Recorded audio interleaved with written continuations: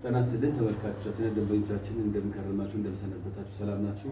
እንግዲህ ቪዲዮ ከሰራን ትንሽ ቆየት ብለናል። ዛሬ በአንድ መኖሪያ ቤት ውስጥ የገጠመንና ያየነውን ነገር ለእናንተ ለማስገንዘብና ለማሳሰብ እንሞክራለን። እንግዲህ አሁን በምስሉ ላይ እንደምታዩት አንድ እዚህ ቻርጀር ተገጥሞ ቻርጅ በሚያደርግበት ሰዓት የተፈጠረ አደጋ እንደምታዩት ጥንቃቄ እንደሚያስፈልግ ነው እንግዲህ ይሄ የሚያሳየው። ይሄው ኃይለኛ ፓወር ጨምሮ ይሄው እንደዚህ አይነት ችግር ፈጥሯልና ይሄው እንደምታዩት ይሄ ኬዝ ነው።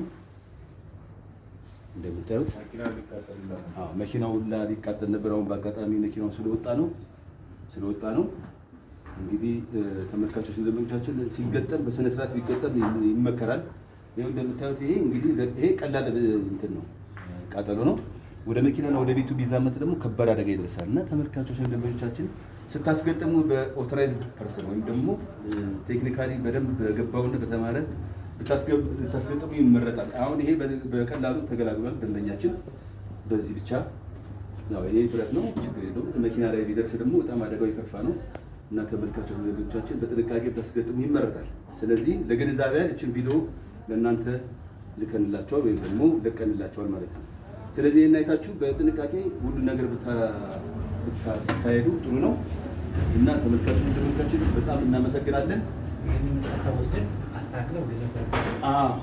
እና አሁን ከስተመራችን እና አንድ ጊዜ ከስተመራችን እንግዲህ እሱ ከስተመራችን በአጋጣሚ የደረሰበት እንግዲህ አሁን ምንድነው እሱ የሚለኝ ለተመልካቾቻችን ግንዛቤ እንዲፈጠር ይላል። እንግዲህ ከሱ ደግሞ አንደበት ትንሽ እንውሰድ።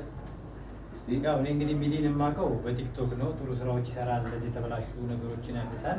እኔም ደግሞ ከሌሎቹ እሱ መርጬ ይሄንን እንደነበረበት መልስልኛል ብዬ በሙሉ ኮንፊደንስ ነው ወደ እሱ የደወልኩት። ይሄን የገጠመው ልጅ ግን ደጋግሜ ደውዬለት ነበረ፣ ፈቃደኛም አልነበረም ስልኩን ለማንሳት። ያው ስህተት ነው፣ ግን ስህተት ደግሞ በአንዴ አይደገምም።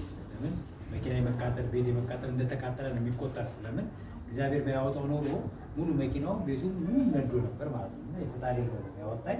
ስለዚህ ሁላችሁም በጥንቃቄ ቢገጠም ለምን 5 ሚሊዮን ብር 6 ሚሊዮን ብር መኪና ተገዝቶ ይሄን የሚያክል ለትንሽዬ ብር ተብሎ እንደዚህ አይነት አደጋ ከሚፈጠር ሁላችሁም ሚሊ ጋር ሄዳችሁ ወርክሾፕም እያያችሁ ያለውን ነገር በእኔ ባልኳችሁ ሳይሆን ስራ ቃል በተግባር ስለሆነ ሄዳችሁ ብታዩት መልካም ነው እላለሁ። እስቲ እንግዲህ አሁን ወደ በፊቱ ቦታ መለሳለሁ ብሏል። አሁን ወደ ወርክሾፕ ሄዶ ያለውን ነገር ሲገጥመው ደግሞ ሌላ ቪዲዮ እንደሚለቅላችሁ ተስፋ አለኝ። እንግዲህ ከስተመራችን እንደተናገረ ያው በቲክቶክ ይከታተለናል። እንግዲህ አሁን እንደምታዩት ይሄ ነው።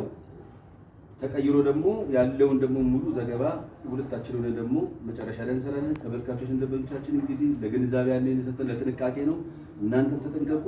ያለውን በሚቀጥለው ቪዲዮ እንለቃለን። እናመሰግናለን።